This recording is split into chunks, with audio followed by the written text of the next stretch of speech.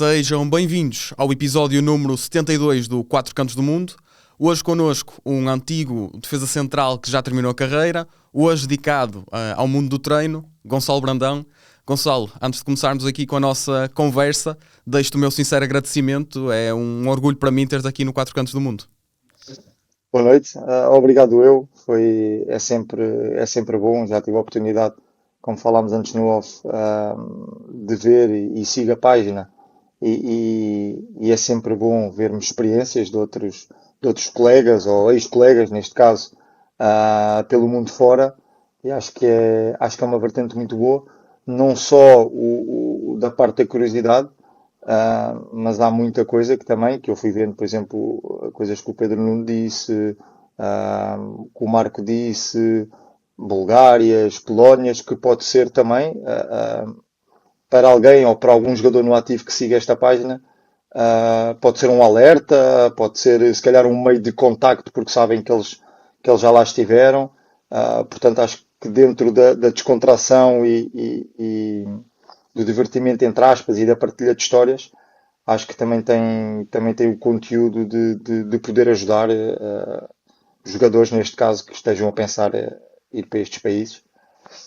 Sim, é até um bocadinho essa, ou seja, haver esta parte mais lúdica, como disseste, e também esta vertente de dar a conhecer e a partir daí, logicamente, quem quiser usar informação está completamente à disposição disso. Gonçalo, antes de começarmos a conversar, acho que é importante darmos um pouco de contexto em relação à tua carreira internacional, que é um pouco isso que nos traz aqui. A tua primeira experiência fora foi em Inglaterra, em 2005-2006, ao serviço do Charlton. Passaste depois por Itália, onde representaste 3 clubes, o Siena, o Parma e o Cesena. Passaste também pela Roménia, na altura pelo Cluj, e a tua última experiência fora foi ao serviço do Lausanne, na Suíça. Gonçalo, antes de irmos a isto em concreto, permite-me só aqui 2, 3 perguntas um pouco mais genéricas, olhando até para a tua carreira atual e também o teu percurso em Portugal. Estamos a falar aqui cerca de 3 meses depois de teres saído do Casa Pia. Como é que tem sido este período? Como é que tem sido lidar com o estar afastado dos bancos? Como é que tens ocupado o teu dia-a-dia, digamos assim, também? Olha, ainda hoje falava nisso com a minha equipa técnica, que hoje tivemos à tarde, tivemos reunidos, e falávamos disso, que o início foi bom, entre aspas, e para mim, porque eu já desde os 16 anos que estou no futebol profissional e que fora as pausas normais de verão e por vezes nem isso tinha, nunca tinha tido uma pausa, felizmente, porque sempre tive clube enquanto jogador e quando deixei de jogar comecei logo a trabalhar como treinador na altura no Sporting B, a convite do Slikaya. Portanto, agora no início foi bom para estar com a família, para fazer coisas que não fazia já há algum tempo mais assiduamente, ou seja, eu ia levar os meus filhos à escola quase nunca, ia buscá-los muitas vezes, mas por exemplo levá-los à escola não ia. Falhei muitas reuniões de pais que agora consigo ir, falhei muitos jogos do meu filho e muitos treinos que agora consigo ir, mas agora já está a chegar o momento em que já não dá. Não é já não dá, dá porque tem que ser, não é? Mas Exatamente. já está a gostar e acho que o Tosé Marreco, que tu fizeste-lhe uma pergunta parecida, só parece ele a falar, mas acredito que a pergunta esteja a ser parecida, que ele usa a palavra quase de reparante, e Exatamente. é isso mesmo, ele tem razão, porque nós somos bichos do campo, somos jogadores, jogadores, desculpa, não, éramos jogadores e agora somos treinadores e queremos é o campo. Ah, Dentro disto, temos que continuar a fazer aquilo que a nossa profissão de treinador nos exige, que é estar, que é estudar, que é ver futebol. Tenho visto muito mais futebol de elite, de vários campeonatos. O que me interessa, que não conseguia ver enquanto trabalhava, né? Porque o volume de trabalho é muito grande. E tenho conseguido ver mais jogos, tenho conseguido ver, especialmente aqui em Portugal, muitos jogos de segunda Liga, jogos de Liga 3, ah, alguns jogos de Sub-23 e Sub-19 que não tinha oportunidade de ver. Ah, mas pronto, foi para responder à tua pergunta e resumindo, no início foi bom, porque dentro daquilo que aconteceu foi um período de reflexão e deu para estar um bocadinho com a família. Mas agora já começa a ser, já não começa já começa a ser um bocado pesado estar fora e estar sem aquela rotina do dia a dia, seja de campo, seja de gabinete. Ou seja, prontinho para assumir um bom projeto no início da próxima época. Sim, sim, claro que sim, sem dúvida. Gonçalo, permite-me também fazer uma pergunta que fiz ao Tosé, um bocadinho a sério, um bocadinho a brincar. O Gonçalo treinador gostava de contar com o Gonçalo jogador no plantel, de forma geral? Gostava, acho que gostava. Gostava mais. Para já era central de pé esquerdo, que agora já há mais, mas continua a haver ainda algum déficit. E depois gostava, acima de tudo, pelo profissionalismo. Não falo da parte técnica, na parte física, porque isso haviam centrais bem melhores e bem mais capazes do que eu. E agora há muito jogador que não é isso que lhe falta, não é o técnico, não é o físico que lhe falta, falta a parte que muitas vezes a malta desse tempo e com que eu cresci, que era, e quando eu digo profissionalismo, atenção, porque o profissionalismo eu não estou a falar, porque eles agora são profissionais, eles agora têm personal trainers, têm nutricionista, têm máquinas de recuperação. O que eu estou a falar é a paixão pela profissão, a paixão pela profissão, o ir ao treino para treinar, não é ser um soldado, mas ficar chateado por ficar de fora, mas isso ser um combustível. E aliás, a minha história de vida, como eu comecei a jogar em Itália, foi muito por aí. E portanto, essa parte do profissionalismo, da seriedade, do jogador de grupo, da liderança também, acho que queria gostar de ter um Gonçalo Brandão dos tempos de jogador. Gonçalo, e indo então à carreira de jogador, antes de irmos em concreto às tuas experiências no estrangeiro, se eu te falar do dia 23 de agosto de 2003, tu sabes a que é que me refiro? 23 de agosto de 2003. O jogo em Alvalade? Exatamente, Alvalade. exatamente. Permite-me perguntar-te como é que é para um miúdo de 16 anos estrear-se na Primeira Liga e para um miúdo de 17 anos, feitos há dias, estrear-se a marcar na Primeira Liga, a estreia a jogar com o Sporting, a estreia a marcar com o Futebol Clube do Porto. Como é que se está todo este processo? É fácil lidar com esta pressão? Olha, eu vou-te ser sincero, não me lembro muito bem como é que lidei com a pressão em si. Tenho a certeza que com o Sporting, pelo menos com o Sporting, estava todo borrado, não queria entrar, estava no campo. Epá, vou-te ser sincero, isto porquê? Porque eu lembro-me, e lembro-me claramente do Hélder Rosário, na altura, gozou comigo para aí 2 meses seguidos. Eu tinha uma grande relação com ele, porque ele dava muitas vezes boleia. E eu, a primeira bola em Alvalade que eu domino, também era aquele estádio, era o estádio que ia para o Euro, o relvado não estava bom ainda, e a primeira bola que eu domino, eu caí sozinho. Mas aquilo não foi da relva, aquilo era aos nervos, As pernas a tremer, não era? era tudo junto, era as pernas a tremer. Ah, Lembro-me que na altura estávamos a perder 3-1 ou 4-1, 3-1 ou 4-1, e o Manuel José chamou-me porque queria que eu vivenciasse, ou seja, agora eu percebo, não é? A substituição que ele fez não foi para mudar o jogo, porque aquilo não ia mudar nada, até porque era um jogador defensivo. Ele queria que eu, com 16 anos, vivenciasse aquele estádio, jogar contra uma equipa grande. E nunca mais me esqueço que ele disse-me assim: Olha, Gonçalo, só tens que, só tens que marcar aquele senhor ali e não o largar. Que era o João Pinto, o João Vieira Pinto. Eu disse: Pronto, ainda bem que é só isso. Não Coisa é? fácil, coisa Ainda bem que é fácil. só isso. Mas pronto, foi uma estreia muito boa, sem preparação mental, sem preparação mental. Com o Porto já diferente. porque foi uma coisa já que foi acontecendo durante a semana, mais programada. Nós, na altura, tínhamos um psicólogo que era o Luís Batista, e o Mister deve ter feito a confidência com ele que eu iria jogar a titular, e ele começou 3 4 dias antes a trabalhar comigo, a preparar-me para aquilo que ia ser jogar contra uma equipa como o Porto, não é? Que era uma equipa grande, era o Porto José Mourinho, que nesse ano ganhou, acho que 3-4 é o ano da Champions, acho eu, é o da exatamente. Champions, não é? Pois, é o ano da Exatamente, Champions, exatamente. isso mesmo.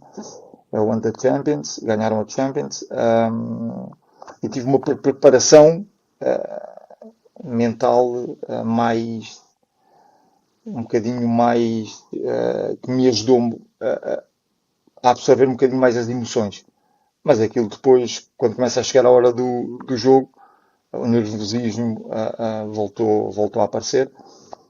E, e uma coisa boa que o futebol tem é que quando o árbitro apita para iniciar o jogo, isso é difícil de explicar a quem nunca lá esteve, mas a verdade é que a adrenalina do jogo começa a tomar conta e os nervos, porque é bom, acho que é bom o jogador estar nervoso antes do jogo, um nervoso que não o faça Quase a servir de ter, alerta, não é? ter medo de jogar, mas que seja aquele nervoso de alerta para estar alerta. Acho que isso faz bem e pronto, e foi um jogo a mim que individualmente correu bem, porque para além de fazer o jogo, de fazer o gol, desculpa, fiz um jogo competente. Lembro-me que o Mister elogiou-me no final e tudo na conferência de imprensa. A nível coletivo perdemos 3-1 ou 4-1, acho eu 4-1, porque era um Porto realmente muito forte, mas foi uma estreia que foi muito bonita. Tinha a minha família toda na bancada e tinha os meus colegas da escola todos na bancada. E no dia a seguir não mudou nada. Apanhei dois autocarros, fui treinar, apanhei dois autocarros e fui para a escola. A única coisa que mudou é que cheguei à escola, olhavam para mim de uma maneira diferente. Pronto, só Era isso, isso que mais te ia nada. perguntar, ou seja, houve aí um bocadinho esse acarinhar diferente dos colegas quando chegaste à escola, imagino eu. Sim, sim, sim. Contra o Sporting já tinha acontecido, mas eu depois, como não joguei mais, ah, pronto, perdeu-se um bocadinho. Eu também, na altura, eu andávamos na mesma escola, eu e o Miguel Veloso, e o Miguel e a mãe dele até era a nossa tutora por causa do Estatuto de Alta Competição, porque faltávamos a muitas aulas para ir com a seleção para fora, e então ela fazia a compensação connosco. E eu na altura até estava com horários diferentes muitas vezes da minha turma, porque eu já estava nos séniores e já tinha, ou seja, tinha 16 anos, não era normal para um miúdo de 16 anos naquela altura estar nos séniores. No Bolonenses não havia gabinetes de apoio ao jogador para a escola, como há agora em quase todos os clubes, nem havia protocolos com escola, com escolas, nem nada. E então eu faltava a muitas aulas e, e por acaso nessa semana, ou nesse jogo a seguir ao Porto, foi dia de semana e era folga, e a minha mãe disse, tens que ir para a escola, e fui cumprir o horário normal da escola, nada Gonçalo, mais. tu depois fazes lá está essa temporada no Belenenses, a seguinte também, mas no verão de 2005 acabas por rumar à Inglaterra. A pergunta que eu te faço, a primeira é um bocadinho mais genérica. Como é que surge esta possibilidade? Se não estou em erro, vais para lá por empréstimo. Sim. Como é que surge esta mudança para a Inglaterra? Olha, a mudança surge porque eles já mandavam observar, o Charlton na altura estava na Premier League. Eles já mandavam a observar. Eu vinha de uma época que não tinha jogado tanto, e depois, lá está, e depois aquilo tinha sido também, não foi uma estupidez minha, porque foi uma experiência, mas eu fui para lá porque o treinador que estava aqui no Belenenses contava comigo a defesa esquerda, e eu achava que não era defesa esquerda, e queria jogar a central, e ele disse, pá, a central não vais ter espaço, então o que é ser emprestado? Surgiu na altura o Charlton, que eu sabia de antemão que era para estar sempre com a primeira equipa, e estive sempre com a primeira equipa e jogar no escalão abaixo, que era o sub-23 na altura. Mas ainda fui a alguns jogos com a equipa, fui a alguns jogos com a equipa A, nunca me cheguei a estrear, mas foi uma experiência muito boa, porque foi o meu primeiro grande choque de mentalidade. Foi lá, foi em Inglaterra. E guia-me um bocadinho em relação à adaptação. Foste sozinho? Como é que foi este processo? O teu Olha, inglês na altura já era porreiro? Como é que foi não, esta parte não, mais fora de campo, digamos assim? não era, o meu inglês era mau, era mau. Até acho, pá, agora não me lembro, mas até acho que era uma disciplina que eu tinha deixado para trás, na escola, o inglês. Tinha deixado para trás. Agora não sei, mas na altura dava para deixar uma ou duas disciplinas para trás e depois fazer-se o exame mais à frente. Eu tinha deixado para trás. O inglês não tinha, era um inglês mau para ir viver para um país, não é? Mas aqui era um inglês básico. Fui para a Inglaterra, eu tinha no contrato, na altura foi o empresário, foi o Amadeu Paixão, que me levou para lá, e eu tinha no contrato que podia, ia ter apartamento no contrato, tinha um plafond para apartamento no contrato, mas que ia para uma casa de uma família, que é o que fazem lá em Certo. Inglaterra. Não sei se ainda fazem agora, mas na altura era o que faziam. E eu fui para lá, comecei a ir, as primeiras semanas correu tudo muito bem porque fui com o Marco Vestia. O Vestia era um avançado que tinha ido à experiência, com o Charlton também tinha gostado dele porque ele fazia muitos golos no futebol juvenil. Ele tinha ido à experiência. Tive algumas vezes, porque era o mesmo empresário, era o Amadeu Paixão, com o Ricardo Batista, que agora apanhei no Casa Pia, que estava no Fulham. Então ali deu para amenizar um bocadinho. O grande choque veio quando o Marco acaba por não ficar no Charlton, vai embora, eu fico em casa dessa família.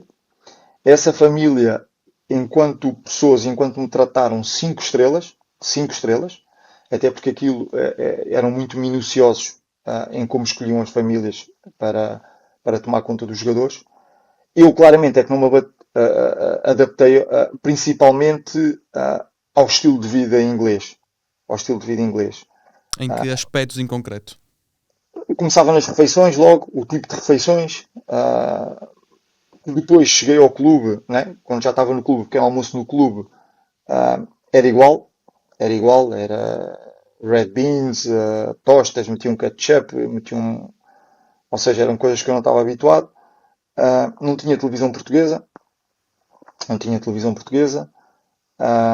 Os horários da família era tipo às 6 da tarde, jantavam e depois eu ia para o quarto, pá, um quarto fechado, nem tinha janela, era um quarto fechado, não tinha televisão, não tinha nada, na altura não havia iPads, não havia nada. Ou seja, eu ficava das 6, 6 e meia, olhar para o teto, olhar para o teto. E isso para um miúdo que era de família, não é? Que era de família, que sempre vivia com os meus pais, com a minha irmã, com a minha avó. Eu fui ao clube e aí fui bater à porta, falei com o Madrid, fui bater à porta e disse eu quero o meu apartamento. E eles depois aí disseram, pá, mas há um problema, Gonçalo, é que tu és menor de idade, tu não podes viver só assim. Tu és menor de idade, é jantar ao teu apartamento, se tivesses 18 anos, é jantar ao teu apartamento. Eu ainda não tinha feito 18 anos, e então aí foi a primeira vez, que depois seguiu durante mais tempo, foi a primeira vez que a minha avó vai para a Inglaterra e vai viver comigo. Eu disse, não tem problema, se eu trouxer uma pessoa responsável por mim, tudo bem. A minha avó vai para a Inglaterra comigo,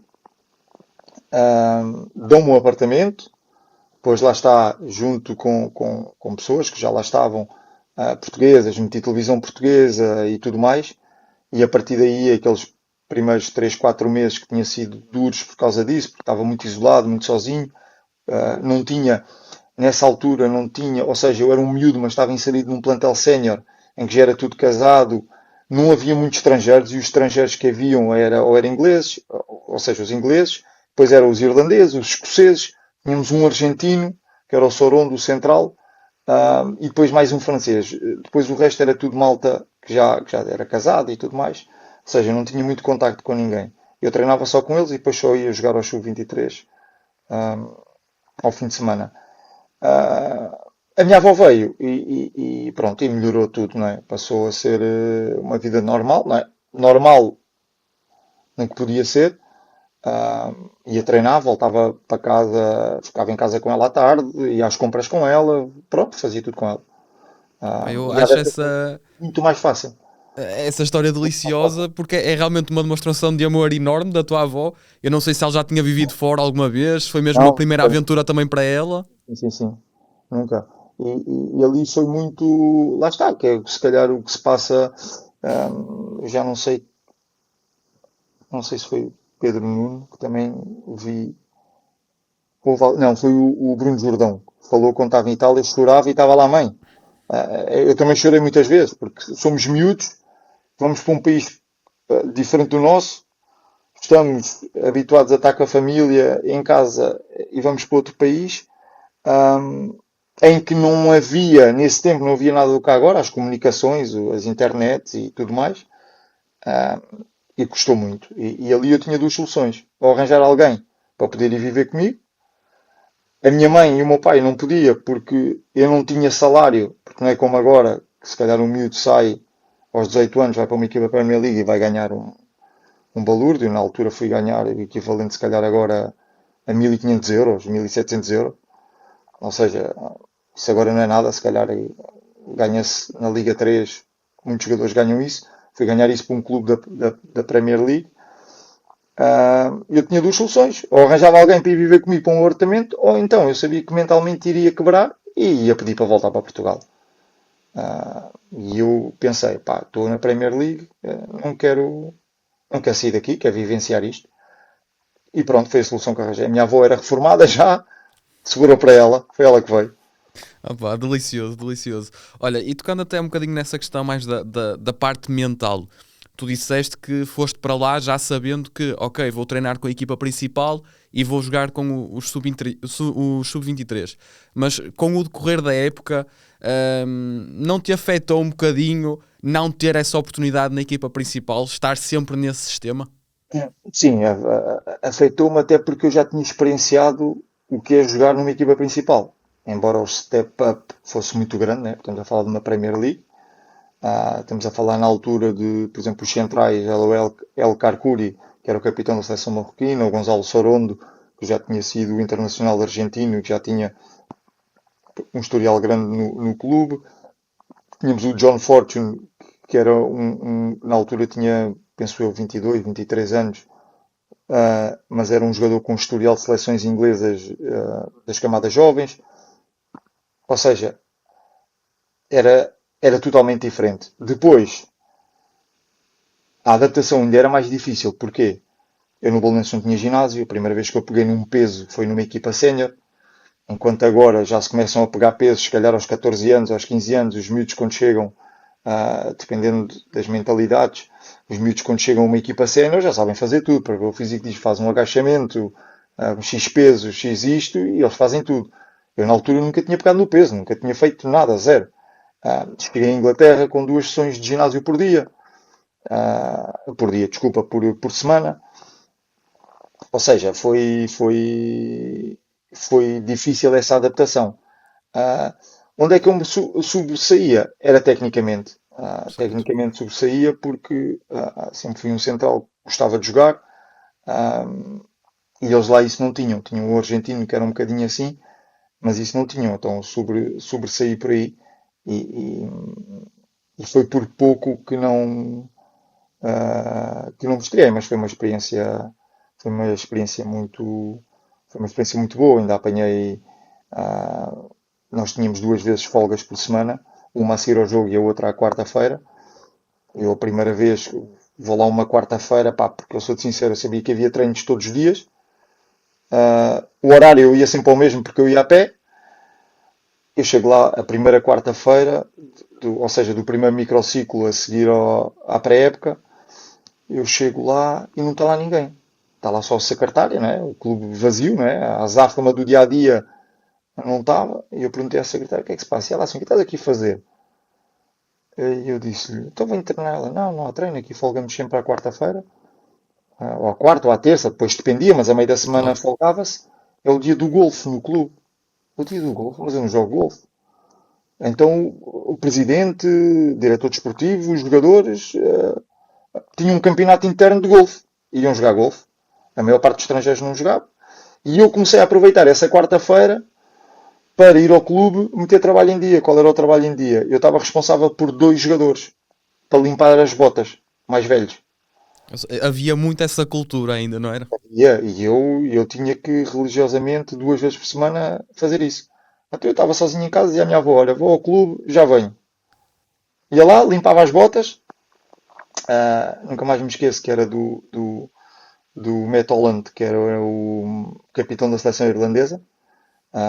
E depois era do Jonathan Spector, que era jovem, entre aspas, tinha 26 ou 27 anos na altura, acho eu, mas era internacional pelos Estados Unidos.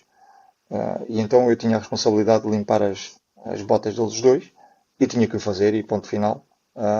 E eles depois, no Natal e no verão, davam-me sempre um prémio de jogo, davam-me sempre alguma coisa. O Matt muitas vezes chegava ao pé de nós, dos miúdos, aquilo ainda era em cheque, muitas vezes, e dava-nos o cheque para nós irmos levantar o dinheiro e dividimos por nós. Mas eu treinava todos os dias com eles. No dia a seguir estava no treino a dividir bolas com eles e tudo mais. Pronto, mas eram mentalidades diferentes. Hoje em dia era impensável, não é? Claro, exatamente, exatamente. Gonçalo, permite-me perguntar em relação a esta questão da vertente física. Tu já disseste que sentiste um bocadinho a diferença, mas a nível de treino, houve algum episódio em concreto, uma dividida de bola com algum avançado, alguma coisa do género, em que tu sentiste e percebeste, ok, eu estou aqui num nível e num patamar completamente diferente? Tiveste assim algum momento de apresentação ao futebol inglês? Sim, tive num treino, nunca mais me esqueço, num treino, foi um treino 3 dias antes do jogo para ir, porque estávamos a fazer treino conjunto a campo inteiro, e o avançado do Salta na altura era o Darren Bent, depois vai para o Tottenham, seleção inglesa, que ele era, não te vou dizer, imagina, não te vou dizer que ele era um Lukaku da vida, mas não era muito mais pequeno que isso. Era muito forte fisicamente, embora parecesse franzino, porquê? Porque na altura as camisolas eram todas largas e aqueles Certo? pareciam, os jogadores pareciam mais franzinos, mas não, ele era muito forte fisicamente, era da minha altura, e eu era magrinho, era fininho, e lembro-me que no treino, uma vez vou dividir a bola com ele, a achar que conseguia dividir a bola com ele, e ele mandou-me, sei lá, 3 ou 4 metros, eu voei, fiquei a olhar, e ele depois, ou seja, aquilo era central, ele divide comigo, ganha-me a bola no treino, vai para a baliza, faz gol, e depois de eu já lá estar, sei lá, já lá estava para aí há 2 ou 3 meses, ele vem, levanta-me e diz assim: bem-vindo à Premier League. Ou seja, abre o olho que isto aqui não é só bola no pé. Ah, e esse impacto físico a nível de choque e tudo mais foi aí. A nível físico, de treinos, de endurance, de trabalhos de força, aí foi em Itália. Foi uma coisa por demais. Em Itália foi mesmo. Trabalhava-se o físico. Quando eu digo à séria, não digo que era à séria por ser bem trabalhado. À séria porque era um volume grande de trabalho físico. Se calhar roçava o exagero, digo eu. Se olhares para hoje em dia, roçava o exagero. Por exemplo, eu como treinador agora, nunca faria uma pré-época como fiz nos meus anos em Itália. Ou nunca faria um microciclo como faria nos meus anos em Itália. A verdade é que a minha experiência enquanto jogador lá, até ter a lesão no tendão daqueles, eu estava um animal fisicamente. A verdade é essa. Agora tem a ver com isso. Eu acho que a opinião que eu tenho é que é importante, como é óbvio, é muito importante, e hoje o futebol está cada vez mais físico, entre aspas, mas acho que é difícil desassociar tudo. Ou seja, tem que estar tudo no mesmo, no mesmo patamar, englobar tudo na mesma área que é o futebol. Depois dentro do futebol, claro, vai haver um mais fisicamente mais forte que outro, mas acho que uma equipa não está bem fisicamente, ou não está bem só fisicamente, porque corre muito durante a semana no treino, por exemplo. Às vezes parece, mas eu não acredito nisso. Eu não acredito nisso. Acho que uma equipa pode parecer que está bem fisicamente, porque está bem fisicamente, mas porque tem os outros aspectos todos também. Tecnicamente não perde a bola, taticamente está muito bem posicionada, então precisa de correr menos para fazer aquilo que tem que fazer, depois depende da ideia de cada treinador. Portanto, Mentalmente está disponível para o era jogo também? isso mesmo, eu não consigo desassociar tudo. Na altura não, na altura era claramente isto é treino físico, isto é treino técnico-tático, e depois havia os treinos técnicos que estavam com os treinos técnicos, mas o físico era claramente separado do técnico-tático. E isso era claro, na altura era claro. Só antes de irmos à Itália, permite-me só aqui duas Sim. perguntas relativamente rápidas. Em relação à experiência no Charlton, não houve a possibilidade de ficares em definitivo no clube? Houve a possibilidade, o que é que aconteceu? Na altura, o presidente do Belenenses, que até já faleceu, Cabral Ferreira, eles não assinaram um papel, chegaram a um acordo verbal, quando eu fui para o Charlton, chegaram a um acordo verbal, um, e quando eu volto do Charlton, ou seja, eu não ia voltar, eles queriam que eu lá ficasse, uh, o Belenenses estava numa situação financeira difícil, porque foi aquele ano em que o Mr. JJ chega, que o Mr. Jorge Jesus chega, mas ele foi contratado para a segunda divisão. Só que depois, pelo caso de Gil Vicente, o Belenenses acaba por ficar na primeira Certo. divisão. Mas até isso acontecer, o Belenenses pensava que ia para a segunda divisão. E então aquilo financeiramente já não estava no máximo, já estava difícil. O que aconteceu? O Belenenses viu que eu era um ativo que podia dar dinheiro. O acordo verbal que tinham feito, que não estava assinado, eles desfizeram, entre aspas, e pediram mais dinheiro ao Charlton. E os ingleses, que são muito corretos, né, que já tinham as coisas alinhavadas, não, mas nós falámos isto. Ele, pá, mas agora a situação é esta, é isto. Eles disseram, então não, então volta. E eu voltei para o Belenenses. Foi quando o Mr. Jorge Jesus iniciou no Belenenses, os 2 anos. Gonçalo, e a outra pergunta que eu tinha para ti vai um bocadinho ao encontro do que estás a dizer. Tu neste regresso ao Belenenses, cruzas-te tanto com o Mr. Jorge Jesus como com o Cândido Costa, que são porventura duas das personagens mais particulares e de certa forma engraçadas no futebol português. Alguma história, ou com um ou com outro, ou eventualmente com os dois, que te lembres e que possas partilhar eventualmente? Olha, o Cândido já contou as histórias quase todas com o Mr. Jorge Jesus. O Mr. Jorge Jesus realmente dava muito na cabeça do Cândido. O Cândido também consegue, ou conseguia na altura, tocar-lhe naqueles pontos para enervá-lo. Percebes? Ele conseguia tocar-lhe naqueles pontos, aquilo que ele já contou, que é verdade, só fazer o yes sir. Não é porque o Cândido seja um yes sir, mas é porque ele fazia aquilo de propósito, para chatear o homem.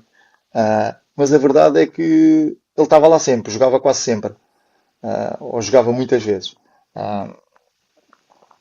As histórias que temos é aquela clássica do 50 Cent. Certo? Essa é uma clássica, essa acho que merecia ter acontecido nos tempos de hoje para estar filmado. Exatamente. Que aquilo foi muito engraçado. Foi muito engraçado. Do Ian Kauskas que o Candido já contou, do Rodrigo Alvim que o Cândido já contou, porque acho que ele já contou as histórias assim, as histórias todas. Permite-me relembrar-te aqui uma que li numa entrevista tua do Cândido com o Gaspar. Não sei se te lembras dessa.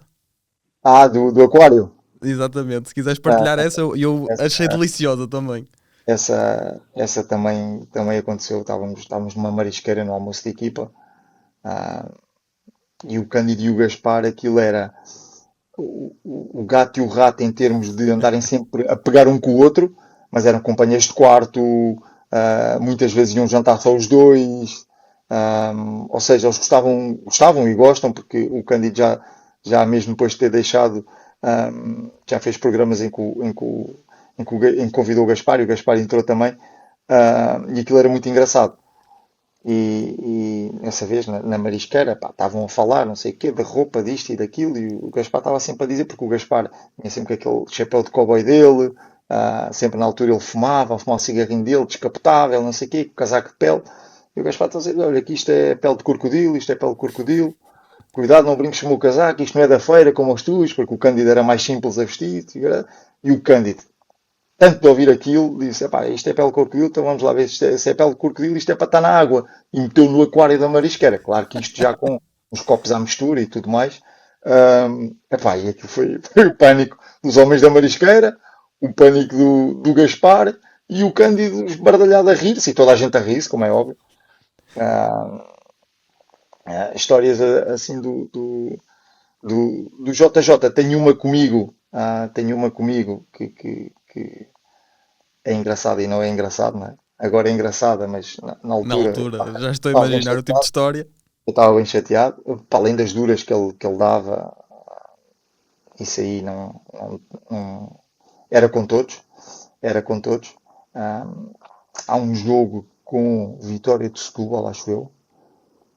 Vitória, acho que era com a Vitória de Setúbal, em casa, no Restelo, em que ele chama-me, eu estava no banco, aqueci, ele chama-me para entrar, aquela substituição para queimar tempo, e eu vou para a linha lateral e a bola não sai. 3 minutos de desconto, ou 4 minutos, já não me lembro, aos 88, era para entrar aos 88, aos 87, e a bola não sai do terreno de jogo. A bola não sai, a bola não sai. Saiu uma vez, já não me lembro quem da nossa equipa, foi ao chão, ele mandou congelar a substituição, porque não era a minha posição, e então se calhar chamava outro para entrar. O que eu sei é que eu estive ali, quando eu estou para entrar, o árbitro acaba o jogo.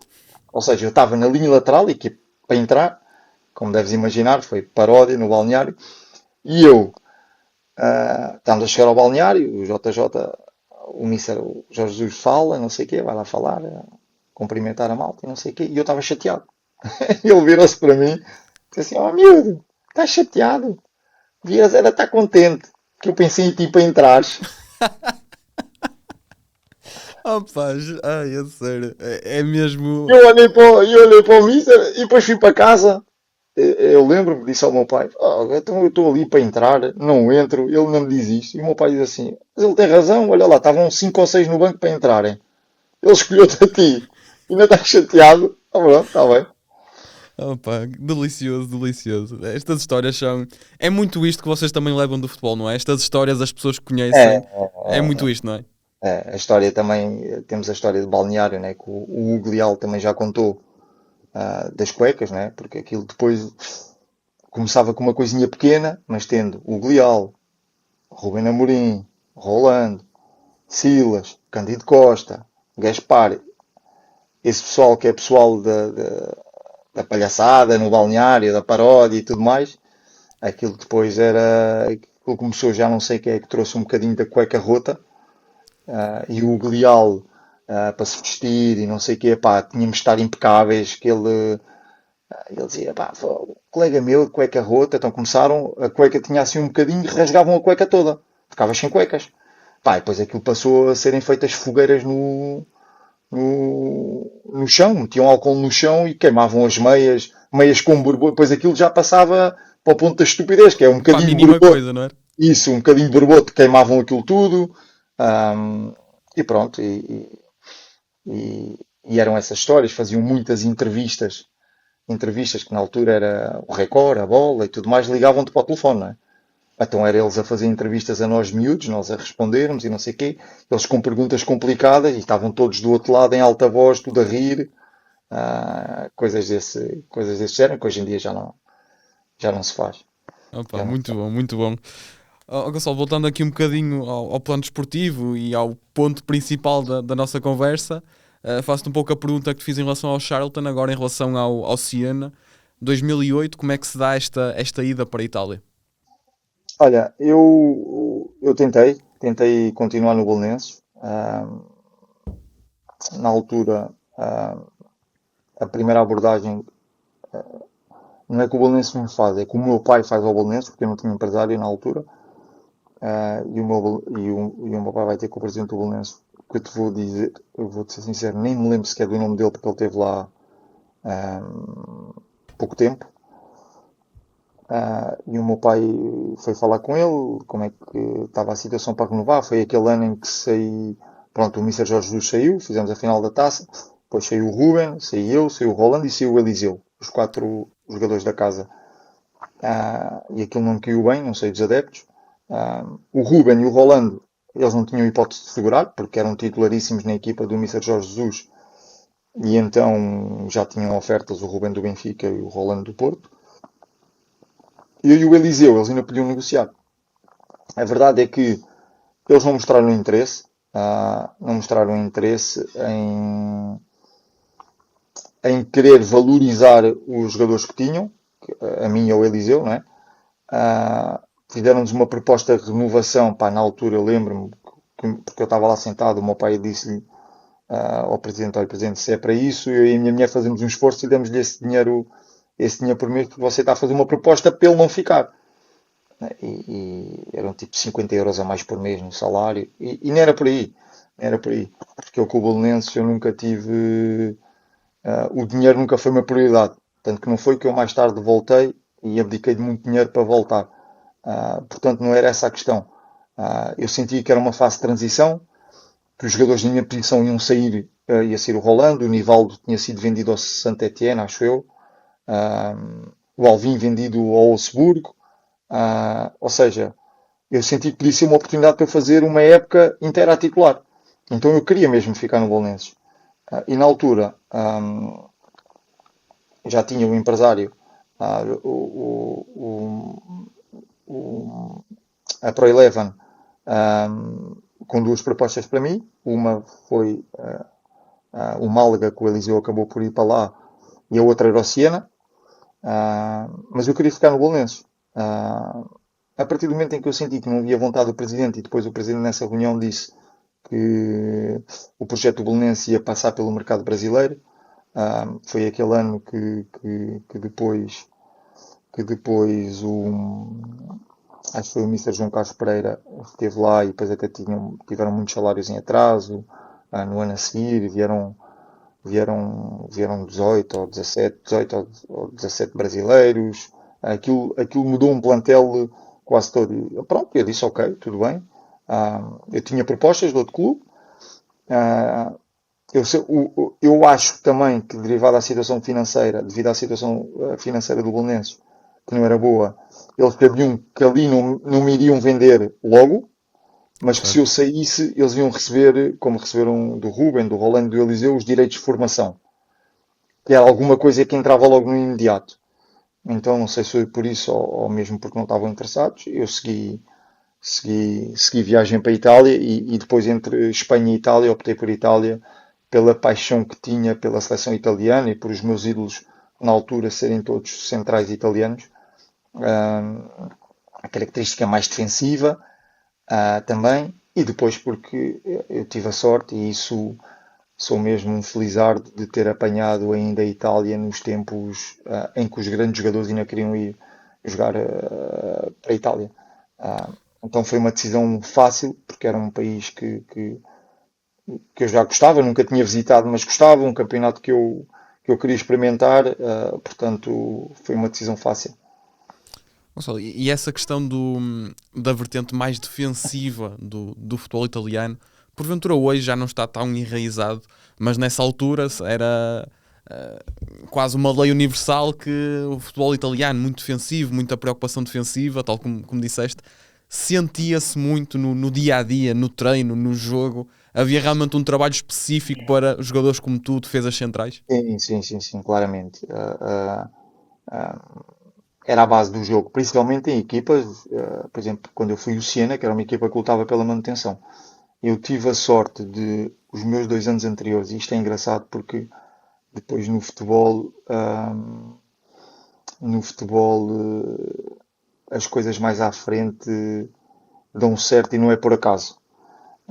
Eu, quando o Mister Jorge Jesus chega ao Belenenses, ele chama individualmente, acho que ainda o faz, individualmente todos os jogadores, para falar um bocadinho. E ele perguntou-me o que é que eu queria. Eu disse-lhe, Mister, eu gostava de ser emprestado. Na altura, o Olivais e Moscavide estava na segunda liga, que era um clube de Lisboa, e estavam a montar uma equipa engraçada. O Yannick Jaló, o Miguel Veloso, que eram todos da minha geração, e jogávamos juntos na seleção. Ou seja, estavam a montar ali uma equipa engraçada. E eles queriam muito que eu fosse para lá. Eu sabia que não ia jogar no Belenenses, porque o Mister foi buscar o Hugo Alcântara, na altura o Vitória, que já conhecia, já estava o Rolando, que estava muito bem, e eu sabia que não ia ser titular, portanto, fui nessa reunião pedir ao Mister, gostava de ser emprestado. E ele nessa reunião disse-me assim: Olha, tu aqui não vais jogar muito, vou-te já dizer, não vais jogar muito, mas vais aprender muito. E para ir para a segunda liga, ver a bola andar no ar e corridas para cá, corridas para lá, eu prefiro e quero que tu fiques aqui, porque tu aqui mesmo sem jogar vais aprender. Se fores um miúdo que queira, vais aprender. E isto no jeito dele dizer, né? É óbvio que ele. Ai, para ali vais de fazer o quê, pá? Ver a bola andar de um lado para o outro. Queres, mas é aqui. Olha, mas eu digo já, não vais jogar muito aqui. Não vais jogar muito, mas ficas aqui. Epá, eu miúdo, está bem. Isso é. A verdade é que depois disto, passado 2 anos, eu fiz uns jogos, fiz poucos jogos com o Jorge Jesus, mas fui jogando. Entrava, saía. É óbvio que nunca fui titular. A verdade é que quando eu chego à Itália, faço a primeira semana de treinos, faço a segunda semana de treinos. Eu disse assim: ouça, esta linha defensiva trabalha exatamente os mesmos princípios que o Mr. Jorge Jesus andou a trabalhar comigo durante 2 anos. E eu, nessa altura, foi aí também, e é isso que eu tento passar aos meus jogadores, e na altura que estive no Sporting B, tentava passar isso mais com a vertente do ex-jogador do que tanto com o treinador. Tentava passar mais essa mensagem que é nós mesmo quando não estamos jogando temos o direito de estar chateados porque não estamos a jogar e nós somos jogadores de futebol e queremos é jogar, mas nunca podemos deixar de estar atento, de fazer as coisas que têm que ser feitas, que nunca se sabe o dia da manhã, porque depois pode surgir uma oportunidade e tu, por estás amuado por não jogar, não estás preparado para essa nova oportunidade. E ou não estás preparado porque não treinaste bem, pelo que é que seja. Vais dar razão ao treinador e a oportunidade que podias agarrar, perdes-a. E eu nisso, era aquilo que eu estava a dizer quando fizeste a pergunta do Gonçalo Brandão, jogador, se eu como treinador queria. Eu queria porque eu era respeitador, treinava sempre a 200%, ficava chateado quando não jogava, mas nunca me lamentava, pelo menos nunca expunha isso à frente do grupo ou à frente do treinador. Eu era um soldado. Mas essa aprendizagem durante 2 anos, sem nunca ter jogado, eu quando cheguei à Itália disse: eu já faço isto há 2 anos. Ou seja, a minha integração foi muito mais fácil. E o treinador, ao segundo, terceiro mês, o Marco Giampaolo, veio ter comigo e disse-me que Gonçalo, tens que aprender rápido o italiano porque tu mais tarde ou mais cedo vais jogar. Eu tinha 20 anos na altura, era miúdo. Lá está, e na altura um miúdo jogar na Série A italiana também era difícil, não era só em Portugal. Em Itália ainda era mais difícil, porque em Itália, ao contrário do que se vê agora, em Itália quanto mais velho, melhor. Ou seja, tinhas experiência, maturidade, era diferente. E a verdade é que depois, quando tive a minha primeira oportunidade, que lá está, vem outra vez do ser profissional e tudo mais, porque a minha oportunidade surge devido a um erro de um colega meu que não foi técnico, não foi nada, foi um erro comportamental, em que o treinador chega no dia e diz-me assim: vai jogar hoje, que era contra o Inter do José Mourinho, outra vez. Eu estaria-me sempre contra o Mr. José Mourinho, é incrível. Realmente. Igual com o Porto. Em Inglaterra, a minha primeira convocatória foi contra o Chelsea dele. Não joguei, mas foi a minha primeira convocatória. Em Itália foi contra o Inter dele. E como treinador, a minha estreia como treinador principal foi contra o Benfica dele. Ou seja, Realmente, há coisas muito curiosas, não é? É curioso. E pronto, e foi isso. É uma história um bocadinho mais alargada, mas foi isto. Foi estarmos sempre preparados para jogar.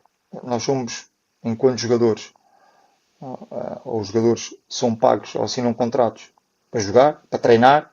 Desculpa, para jogar não, para treinar. E depois o treinador é pago para decidir quem é que joga. E o máximo que o jogador pode fazer, abre uma janela de mercado e diz: olha, não estou contente com a minha situação, quer ir embora. E depois cada um vai à sua vida porque tem a legitimidade de escolher o seu futuro. Enquanto ali está e não pode ir para lado nenhum, o conselho que eu dou e aquilo que eu fazia era fazer tudo a 200%. Havia um vídeo, ah, eu mesmo o vídeo não era para mim porque eu não jogava, eu absorvia tudo. E depois tive a sorte de apanhar, que isso é inequívoco, naquela altura de apanhar o Mr. Jorge Jesus, porque estava a anos-luz de todos os treinadores que eu tinha apanhado até então. Gonçalo, tu já tocaste neste ponto de, na altura, o campeonato italiano era realmente apetecível. Eu tirei aqui muito rapidamente. Juventus tinhas um Del Piero, Roma um Totti, Inter o Ibra, Milan o Inzaghi.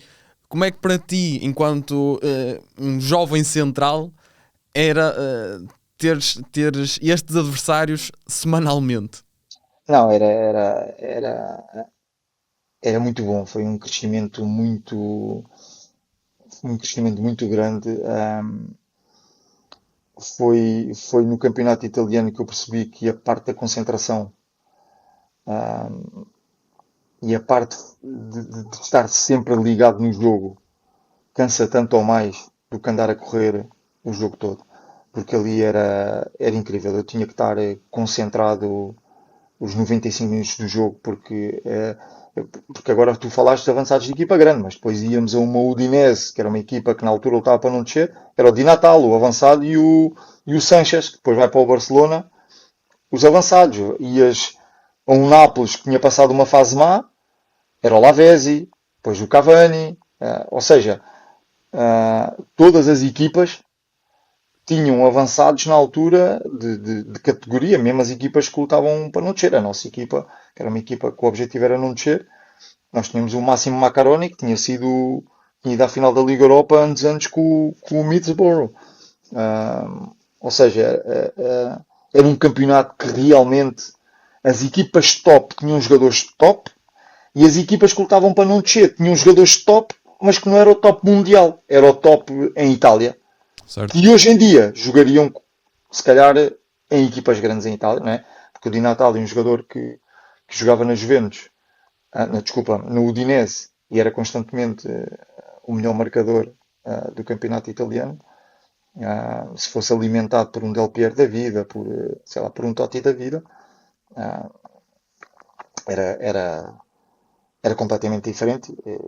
E depois tínhamos as jovens promessas a chegar, não é? Apanhei o Pato, na altura em que ele voava no Milan, o Balotelli quando chega ao Inter, um, na Roma já era uma Roma com avançados um bocadinho mais velhos, tinha o Montella, tinha o Júlio Batista, tinha o Totti, mas depois também tinha o Dani Osvaldo que estava ali, não era miúdo, mas estava ali a Certo. chegar. Mais tarde tive a felicidade, por exemplo, de jogar e que ouvi, que acho que foi o Bruno Jordão também falou sobre ele, e realmente eu quando o ouvi falar eu disse, é mesmo isto, eu apanhei o Ciro, o Immobile no Siena, ele faz a primeira época, antes de ir para o Pescara, ele faz connosco o António Conte na, no Siena, não foi feliz no Siena, mas a capacidade de finalização dele era uma cena, era uma coisa do outro mundo, que, que, que eu só vi anos mais tarde, já no Parma, com o Hernan Crespo e com o Seba, com o Giovinco, porque não tinha visto ninguém a finalizar como finalizava o Immobile. Gonçalo, tu tocaste há pouco, quando falámos do Charlton, desta questão da carga física que tiveste em Itália. Pergunto, foi num clube em específico? Foi um bocadinho nos três por onde passaste? E se tiveres um exemplo concreto de, ou seja, ou uma pré-época que foi realmente Não, dura e sim. havia uma rotina, ou era algo mais geral e implementado em todas as situações, de certa forma? Não, aquilo era cultural mesmo. Cultural. Por exemplo, a minha primeira pré-época foram, epá, já não, 6 semanas ou 7 semanas ah, nas montanhas, em que, por exemplo, tu agora fazes muito, agora já acho que, não sei se ainda há gente que faça, mas duvido que no futebol de elite fora aqueles testes físicos, fora se calhar o teste do bronco, que é um teste assim mais longo, ah, é uma coisa assim mais longa, mais de endurance, que ainda se faça, mas, por exemplo, eu fazia séries de 2500 metros, cronometradas, fazia séries de 1800 metros, séries de 1200, ou seja, a baixar, isto sem tocar na bola, ou seja, o treino de ser só isto, na mata, a fazer isto. Uh, Em Itália eu apanhei, por exemplo, a pré-época eram, sei lá, hoje em dia isso é impensável, mas eram das 7 semanas, eram para aí 5 semanas de bidiários, todos os dias, com jogo ao sábado, em que nos 2 dias antes do jogo, ou um dia antes do jogo aliviavam, mas depois os outros dias era sempre de manhã, imagina, segunda corrida, à tarde bola. Terça-feira de manhã, ginásio, à tarde bola. Quarta-feira voltávamos à corrida de manhã, à tarde bola. E quinta-feira voltávamos ao ginásio de manhã e à tarde bola. E depois aí é que era só bola até ao jogo amigável que tivéssemos. Eu a primeira pré-época, a primeira semana de treinos no Siena, que ainda foi antes de irmos para estágio, eu, o segundo treino, acho eu, ou o terceiro treino, não treinei porque a seguir ao primeiro período diário eu tinha espasmos musculares, tinha queimbras, parado, sei lá, tudo, e tipo, não era ocasional, eu parecia que tinha feito uma maratona, era aquelas queimbras mesmo que, imagina, dava uma queimbra no isquiotibial atrás, eu esticava a perna e agarrava ao quadricipte, epá, uma cena surreal. Fiquei de molho um dia, mas pronto, foi o processo de adaptação. E a partir daí o meu corpo habituou-se e a verdade é que as épocas que eu senti melhor fisicamente ah, foi em Itália, onde tive introdução à força, onde já estavam todos habituados à força e eu comecei a fazer força. Ah, foi duro nesse aspecto. Os treinos, por exemplo, os treinos no Siena, que eu não apanhei a época toda porque eu fui operado ao tendão daqueles, apanho só os últimos meses, mas ainda experienciei bem isso, porque não preciso ficar um ano com ele para perceber o que eram aqueles treinos. Os treinos do Mister António Conte, que até há testemunhos de jogadores no YouTube há várias imagens dos treinos dele na Juventus e no Tottenham de corridas intermináveis. Um grande treinador, um treinador com uma grande mentalidade, um treinador muito bom a nível tático, muito bom a nível tático, um treinador que sabe tudo o que é do jogo, mas que depois dava uma importância à parte física, analítica, ou seja, o treino analítico sem bola, pá, uma cena incrível, mesmo de tipo de vomitar, de gente ficar tonta e ter que sair, uma coisa mesmo do outro mundo. E não queria saber se estavam 10 graus ou se estavam 40. Era para andar. Era para Lembras-te assim andar. de alguma conversa, algum episódio mais marcante com ele? Até porque tu voltas de uma lesão gravíssima, como é que foi esse reentrar na equipa, tendo o Mister António Conte como treinador, ele tinha essa Eu, preocupação extra contigo? sim, eu faço épocas muito boas no Siena, depois fui chamado à seleção A e na altura isso acontecia muito em Itália, que era as equipas grandes, antes de contratarem, ou por boas relações, por exemplo, o Siena tinha muito boa relação com a Juventus, ou por boas relações, ou por acordos que faziam, muitos jogadores destas equipas mais pequenas iam fazer a digressão de final de época com o. Por exemplo, eu fui com a Juventus, Sim, sim, eles sim. queriam-me observar de perto. Fui eu, fui o Paduim e fui o Candreva. Foi o Candreva. Ou seja, éramos 3 jogadores que eles já queriam contratar, ou seja, nós não íamos a teste, mas eles queriam, ao mesmo tempo que nós nos inseríssemos no que é ser jogador da Juventus, ou seja, numa turnê de final de época, e queriam também observar-nos de perto como é que treinávamos, como é que não treinávamos. Mas eu sabia que eu já estava contratado pelas Juventus, entre aspas. Tanto que foi porque dos três íamos ficar os três, eu não fiquei por causa do tendão daqueles, mas o Candreva e depois o Paduíno acabam por ficar lá muitos anos e a ser figuras importantes nas Juventus.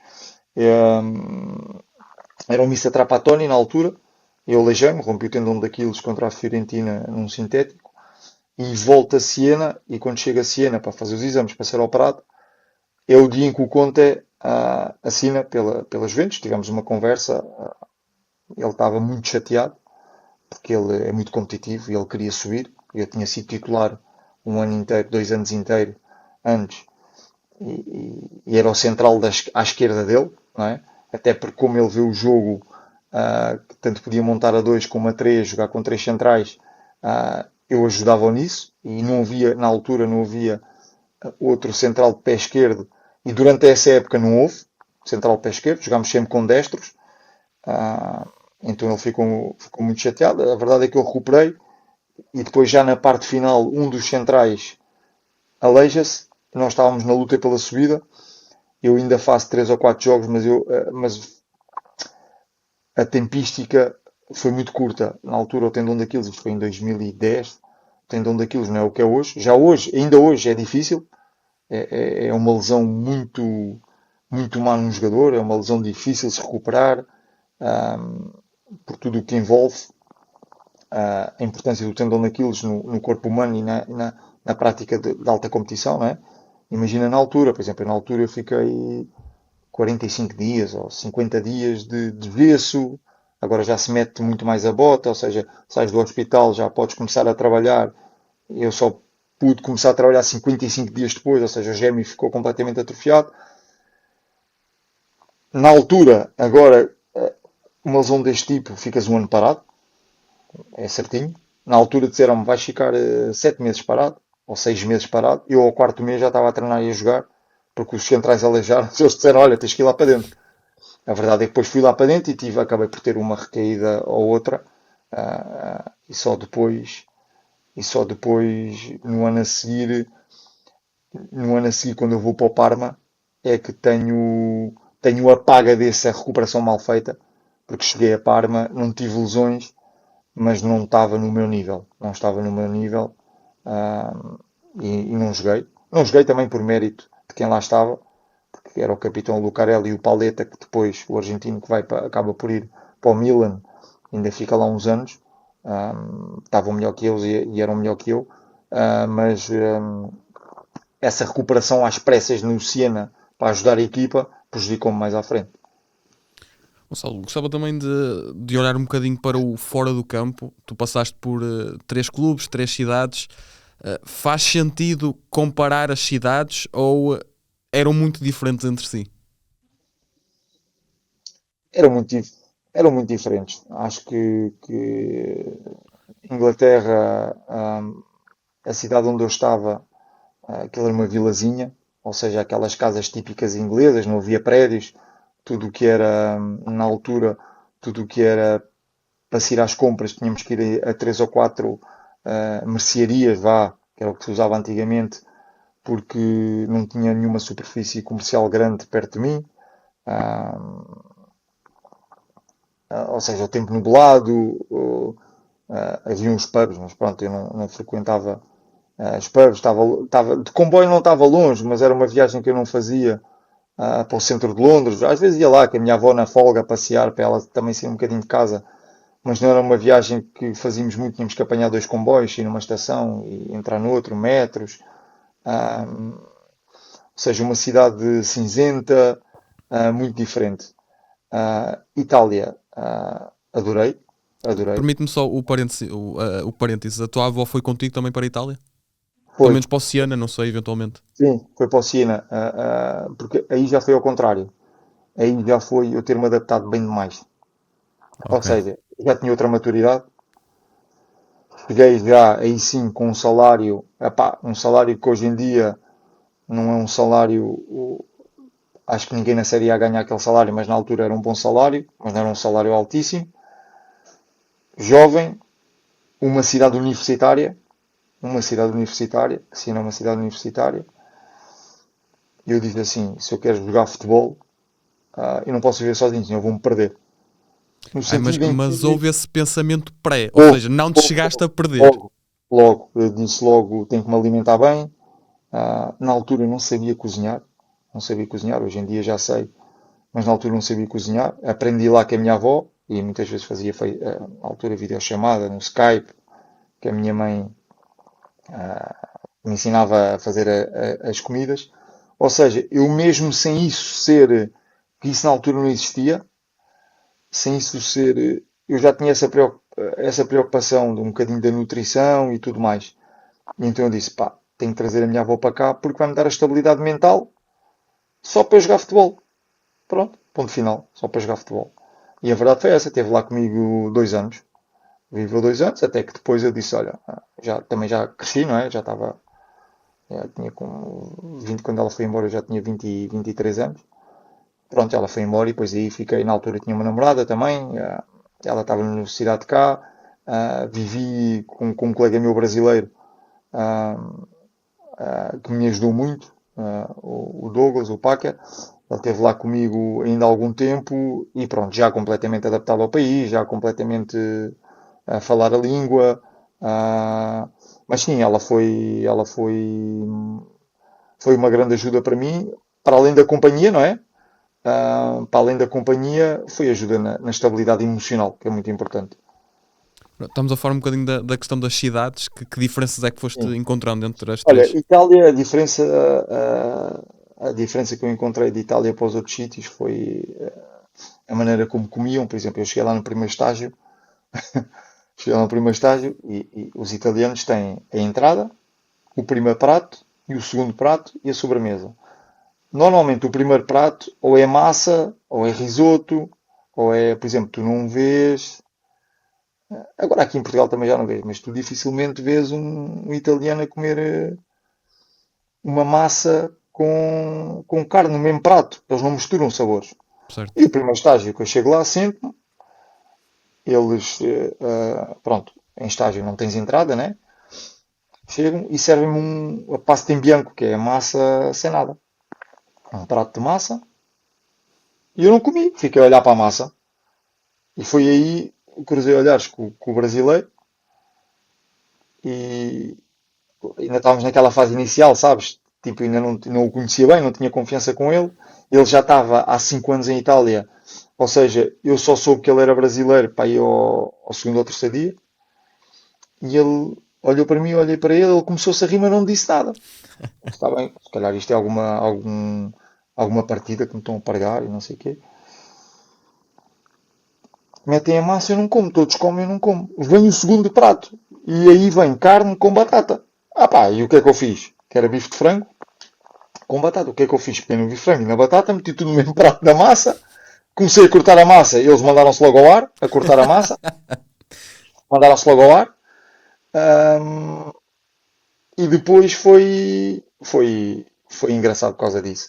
Foi engraçado porque depois de ter estado tanto tempo em Itália, eu chegava a Portugal e aquilo que eles faziam fazia-me sentido. Certo. Fazia-me sentido. Ahm, as diferenças entre cidades. Pá, se era uma cidade universitária, uma cidade em que em Itália tens muito não poder entrar de carro no centro histórico, a não ser que tenhas casa mesmo no centro histórico e tens a permissão para entrar. Epá, andava a pé pela cidade toda, uma cidade lá está sem prédios também, era tudo muito do antigo, parecia do tempo dos gladiadores, tinha aquela Piazza del Campo, que era onde o pessoal se juntava muito no final da tarde, ficavam lá todos a falar e a conversar. Era uma cidade que tinha poucos estrangeiros e no meu terceiro ano lá abriram uma cidade abriram uma universidade que eles chamavam para estrangeiros quando começaram a trazer pessoas de Erasmus. Aquilo ficou muito mais globalizado, mas na altura eram muito poucos estrangeiros lá, era quase tudo italiano.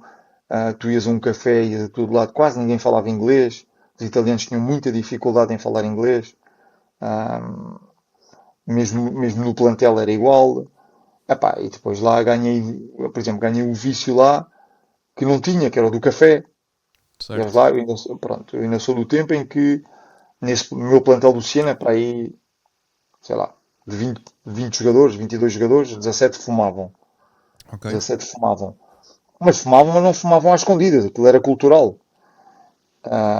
Eu, como não fumava, para estar com eles, tinha que estar a fazer alguma coisa. E era beber café. E, opá, eles bebem café antes do treino, chegam ao balneário, por exemplo, máquinas de café aqui em Portugal nunca tinha visto, né? No balneário lá já havia, porque aquilo é café a toda a hora.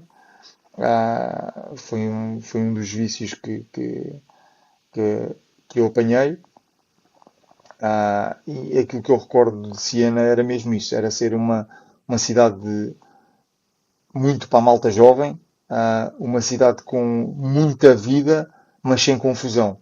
Ou seja, muita vida, porque tu vinhas às 7, 8 da noite, vinhas à Piazza del Campo, aqueles barzinhos e tudo mais. Estava lá o pessoal todo na esplanada a falar, grupo de amigos. Eu encontrava sempre jogadores com a família, a comer o gelado. À noite, foi uma cidade que eu adorei. Estávamos ao lado, Siena é ao lado de Florença. Sempre queríamos ir para uma cidade um bocadinho maior. Íamos a Florença, e aí já tinha outro tipo de restaurantes, mais virado para o turista e tudo mais. Mas o Siena adorei porque as pessoas dos restaurantes toda a gente conhecia, andavas na rua, toda a gente te pedia fotos e tudo mais. Um público muito exigente, mas não ao ponto de não poderes andar na rua. Ou seja, abordavam-te, mas não ao ponto de poderes andar na rua.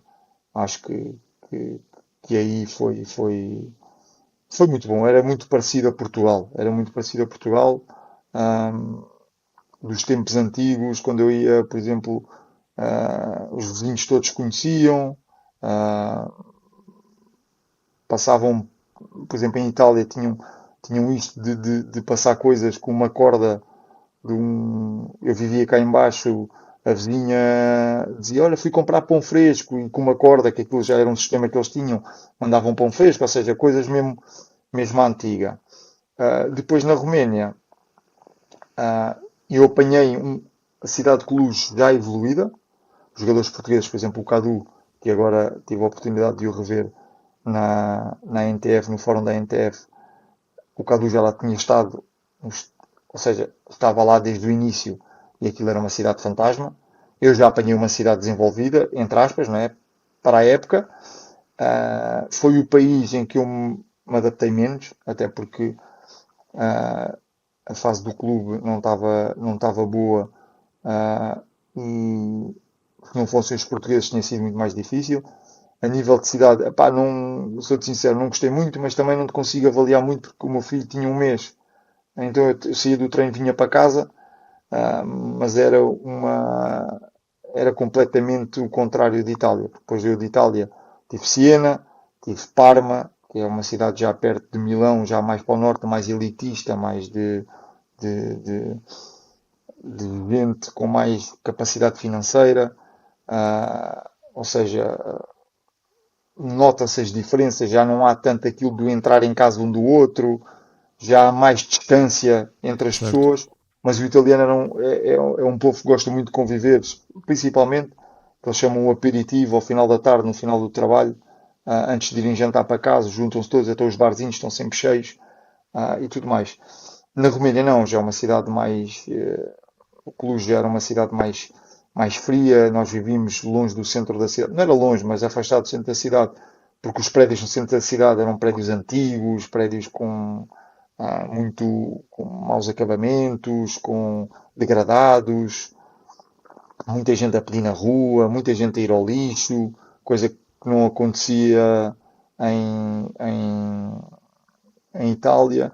Vi muito mais, um povo muito mais em dificuldade, e isso depois transparecia na segurança, durante a noite na cidade, a paciência no trânsito que não tinham, era uma azáfama o dia todo, se não tivesses calma no trânsito, chateavas-te, eu perdi a conta, aliás foi isso que assustou também a minha mulher quando ela lá esteve, e teve que conduzir com o meu filho, portanto eu como ela perdemos a conta às vezes que vimos pessoas à porrada por coisas de trânsito, andava à porrada, dois chocos para cá e para lá, mas aquilo era uma coisa normal. Pronto. Isso aí fez-me um bocadinho mais de confusão, porque não estava habituado. Eu sempre me adaptei bem em todos os países e cidades onde tive. Ali a preocupação era maior porque tinha um filho de um mês. Claro. Mas pronto. Mas fora o plano desportivo que não correu da maneira que eu estava à espera, o clube era um clube que tinha todas as condições estruturais, tínhamos um bom platel, mas eu apanhei uma fase a nível monetário do clube em que eles entraram em falência, e depois tive que regressei porque mentalmente já estava a quebrar, e abdiquei, sabia que para o Parma não podia voltar, ou seja, podia voltar para o Parma mas não ia ter minutos, eu queria jogar. E foi quando eu disse à minha mulher: olha, vamos esquecer o dinheiro, vamos abdicar do dinheiro, o que o Parma quiser dar, dá, o que não der, a gente vai para o Belenenses, porque eu sabia na altura que o Belenenses não tinha possibilidades financeiras, nem de perto nem de longe, para me dar aquilo que o Claro. Parma me dá. E abdiquei de muito dinheiro em prol de vir para uma casa, para uns adeptos, a ser o menino da casa outra vez. Já era um homem, mas ser o jogador da casa, ajudar o clube. Estava numa situação muito difícil, ah, estávamos no último lugar, ou no penúltimo lugar, já não me lembro. E, e foi uma decisão completamente de coração e foi para relançar a carreira outra vez. Só Depois antes em Lausanne, Força, força, força. só para acabar, em Lausanne, fantástico. Se não fosse o convite do Porto e ter a possibilidade, mesmo que numa equipa B, de representar ou pelo menos jogar com o símbolo da equipa grande ao peito, como era o do Porto, se não fosse o convite do Porto, eu não tinha saído da Suíça e se calhar hoje ainda lá estava. Porque Fala-se muito da organização do país, sentiste isso? não, uma coisa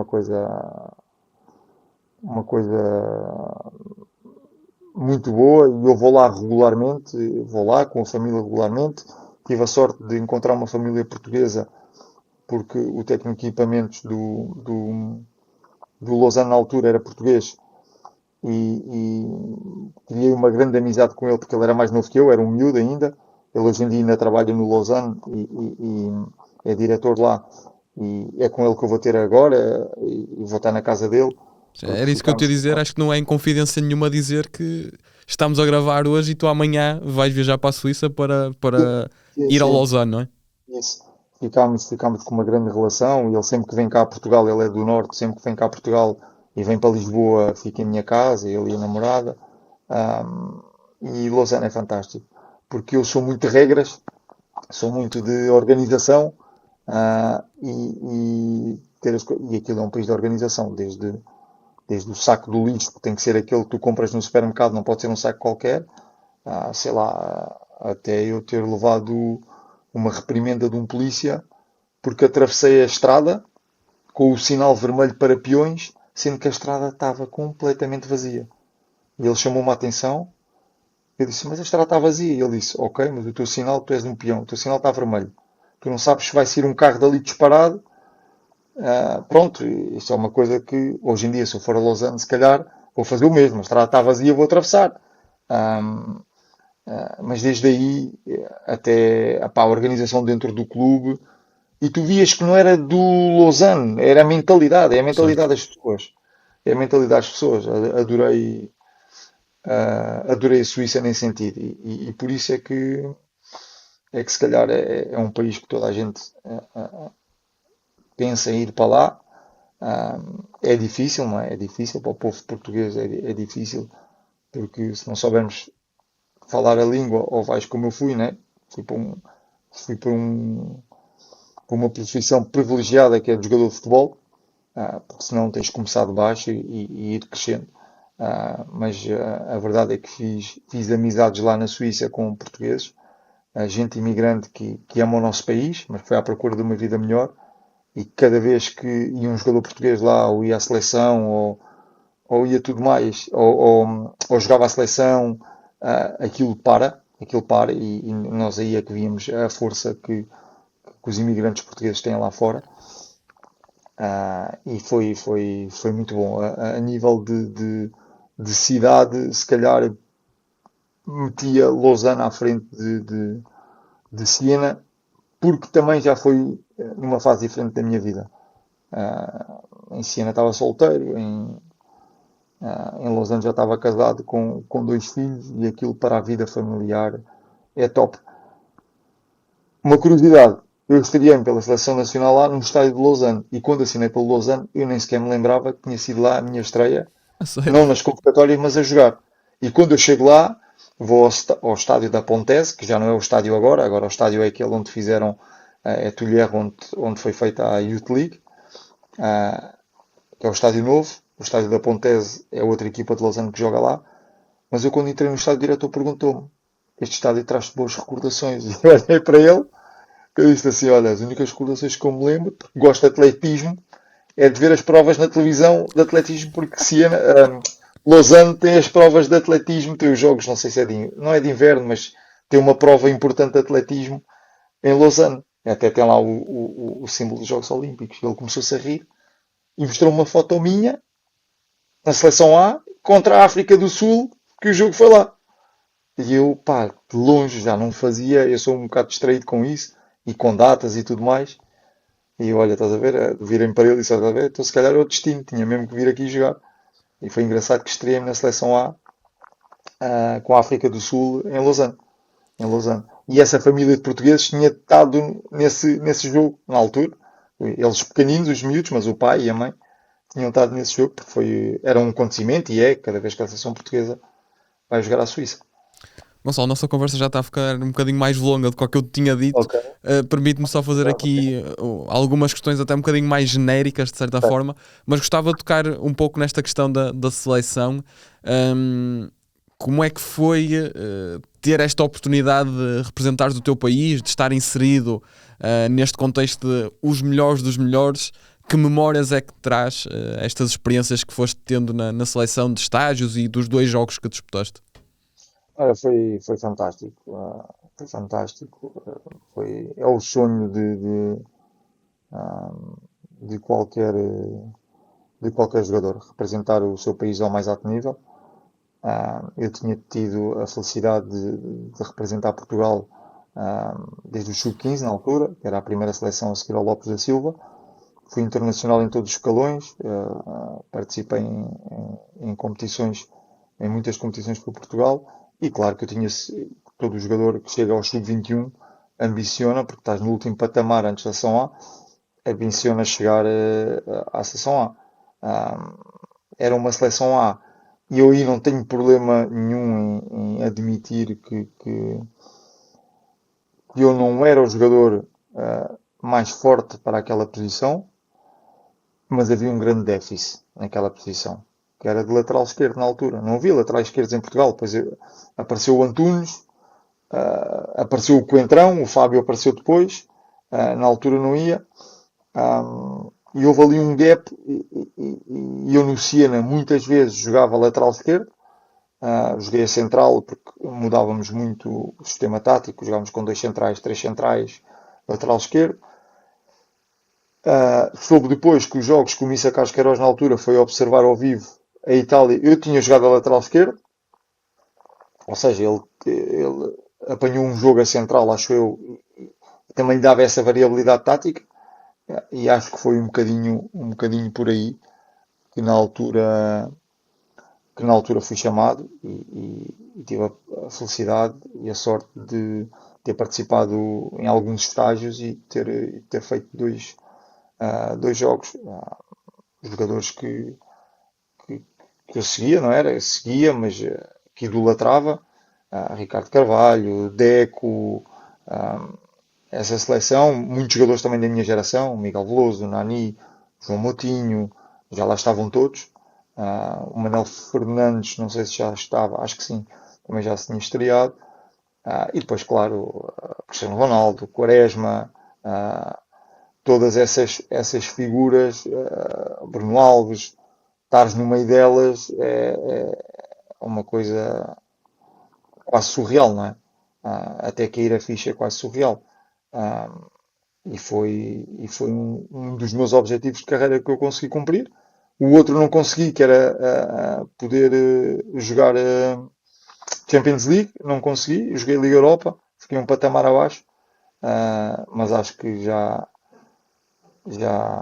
é muito bom ter conseguido fazer o trajeto que fiz nas seleções jovens e depois a cereja no topo do bolo com os 2 jogos, algumas convocatórias e depois os 2 jogos, embora que amigáveis, pela seleção A.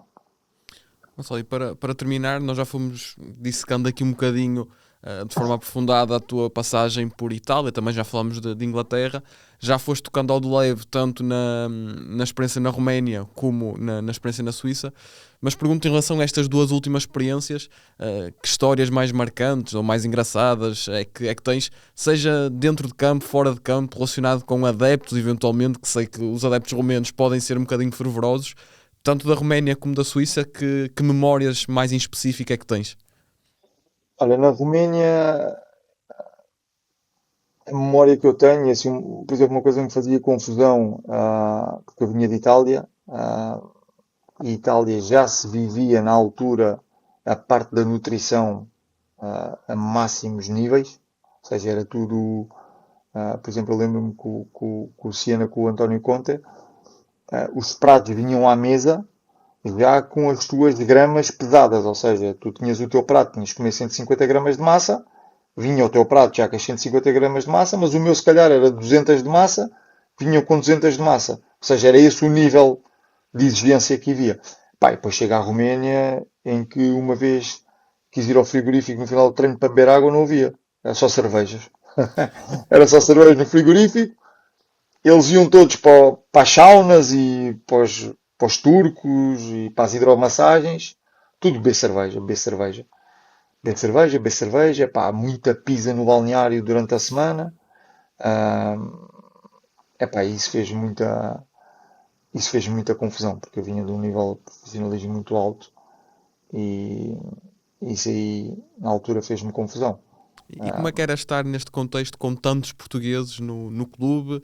Conviviam muito fora deste Sim, contexto de treino? sim, sim, era fantástico, era fantástico. O Cadu, né, que era o que estava lá há mais tempo. O Camora, que ainda hoje é o capitão do clube. Depois tínhamos o Mário Felgueiras, que é o diretor desportivo do Craiova, acho eu, que está no Craiova. E o Rui Pedro, que é o diretor desportivo do Paredes, agora, Exatamente. que era o avançado que tinha, que é da escola, tinha estado no Braga, não é? Braga, Cluj, que até faz os 2 golos ao Braga no ano antes na Liga dos Acho que são Campeões, três, não quero estar a dizer asneiras. ou 3 golos, já não me lembro, fez ao Manchester também, ele estava a arrebentar. E principalmente nós, não tanto o Cadu também se inseria bem, mas nós éramos todos da mesma geração, ali de 86, 87, tudo da mesma geração. Eu depois também joguei porque havia o protocolo com o Parma. 2 jogadores do Parma que tinham estado comigo também foram para o Cluj. Ah, um chegou a jogar aqui em Portugal também, o Obi. Ah, e pronto, e a convivência fora do treino era grande, entre as famílias, as mulheres, porque também estavam lá, não é? Estavam lá sozinhas quando nós viajávamos. Ah, e é isso que o futebol nos dá e que são amizades que ainda ficam para a vida, não é? Embora o contacto se perca, mas já tive 2, 3 anos sem falar com o Mário e com o Felgueiras e falei com ele há pouco tempo quando ele foi para o Craiova e é como se não tivesse deixado de falar com ele. Ah, porque a convivência foi grande e foi durante algum tempo. Com o Mário diferente porque eu já vinha desde as seleções com ele, mas com o Rui Pedro também ficou uma boa relação, com o Camora igual. Ah, e o português nisso é muito bom, não é? O português ah, a fazer grupo é fantástico. É fantástico e normalmente, salvo raras exceções, que eu já ouvi essas exceções, raramente, pelo menos onde eu tive, ajudamos sempre uns aos outros e protegemos sempre uns aos outros. E, portanto, nesse tempo do Cluj, foi isso que aconteceu. Em Lausanne, já fiz mais o papel de irmão mais velho pai, com o Sassidine, que vinha do Benfica, vinha, então ali eu dava-lhe na cabeça, dei-lhe muito na cabeça. Até hoje acho que eu não sei se ele ainda está a jogar ou não, mas acho que Portugal e o futebol português perdeu um grande talento, porque ele tinha um grande talento. Acho que a cabeça e a envolvência extra-futebol não o ajudaram e perdeu-se um grande talento fantástico no futebol português.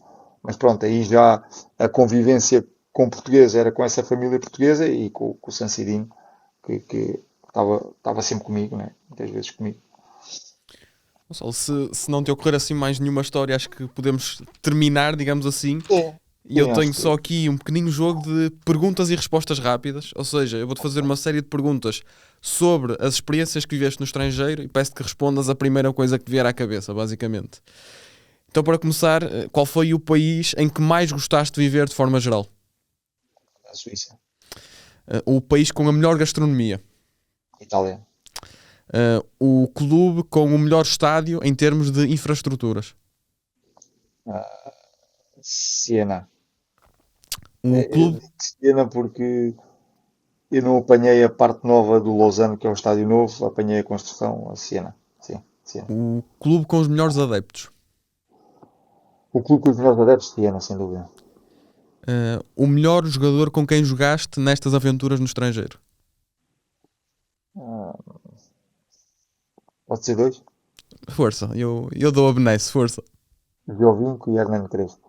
Epá, deixa-me fazer aqui um parênteses. Confesso muito fã de Jovim, que era uma coisa inacreditável, não era? É incrível, incrível, incrível, incrível. Hum, o melhor jogador contra quem jogaste? Contra quem joguei? Ah, vou-te dizer porque eu gosto muito dele, Francesco Totti. Pergunto também quem foi o melhor treinador que tiveste nestas aventuras fora? Fora, António Sim. Conte. Pergunto se há assim algum jogo que não esqueces, que te tenha marcado de forma especial. Sim, a estreia contra o Inter, no estádio Siena, contra este Inter do Mourinho, que depois acaba por ganhar a Champions. Foi a minha estreia contra o Ibrahimovic e perdemos esse jogo com 2 golos do Maicon, que é a história que ele conta de poder ir ao Brasil antes do Natal. O Mourinho diz-lhe só vais ao Brasil se fizeres 2 golos. E ele fez 2 golos, foi contra nós, foi contra o Siena. E é tudo, não é só pela estreia, mas também porque, não te vou dizer que sequei o Ibrahimovic, mas consegui, eu e toda a gente, não é? que não fizesse estragos. E isso acho que é o jogo que mais me fica na memória. E depois, se calhar, a par e passo com a estreia na seleção A. Pronto. E só mesmo para terminar, pergunto se há algum país no qual não jogaste e gostavas de ter jogado. Sim, Estados Unidos. Sentes que te Estados irias Unidos. dar bem por lá? Epá, gostava de experimentar o país. Tentei, vou-te dizer que tentei. Nunca consegui porque depois, não é que não tivesse propostas, tive propostas, mas não consegui conciliar a parte financeira ao ponto de compensar levar a família. E foi por isso a única razão que nunca joguei nos Estados Unidos e gostava muito de ter experimentado os Estados Unidos e a maneira como eles olham para o desporto, porque sou fã dos desportos americanos. Gonçalo, olha, só te posso agradecer por esta hora e meia que tiraste para conversar comigo. Foi mesmo um gosto ter-te aqui. Digo de forma sincera, é ótimo quando se percebe que quem está desse lado tem um bom discurso e isso facilita muito a conversa. Portanto, só te posso mesmo agradecer por este tempo. Foi um gosto para mim ter-te aqui. Muito obrigado. Obrigado, eu, Diogo. Um abraço. Para quem nos vê, para quem nos ouve, já sabem que nos podem acompanhar nas redes sociais, Instagram, TikTok, Twitter e logicamente no YouTube e no Spotify. E já sabem, viajem connosco.